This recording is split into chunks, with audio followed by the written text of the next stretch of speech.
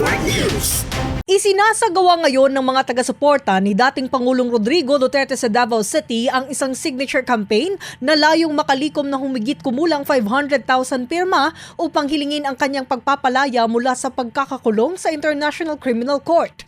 Ayon sa panayam ng DXDCR Davao kay Joey Cruz, isang kilalang solid supporter ng dating Pangulo, panahon na umano upang magkaisa ang mga taga-suporta at ipakita ang kanilang pagmamahal sa dating Pangulo sa pamamagitan ng pagpirma sa petisyong humihiling ng kanyang pagpapauwi sa bansa. Dagdag pa ni Cruz, mahalaga ang mga lagda upang magsilbing batayan ng Korte Suprema sa pagdedesisyon kaugnay ng mga kasong isinampa, kabilang na ang mga reklamong inihain ng mga anak ng dating Pangulo na umano'y may kaugnayan sa isyu ng kidnapping sa pagpapadala nito sa ibang bansa. Batay sa impormasyong nakalap, nagsimula ang signature campaign noong Nobyembre 2025 at sa kasalukuyan ay nakalikom na umano sila ng tinatayang 50,000 hanggang 100,000 pirma. Target ng grupo na makumpleto ang kanilang layunin bago matapos ang buwan ng Pebrero 2026. Kasama mo sa DXDC RMN Davao, Radyoman A. Bibibera, Tatak, RMN. RMN Network News.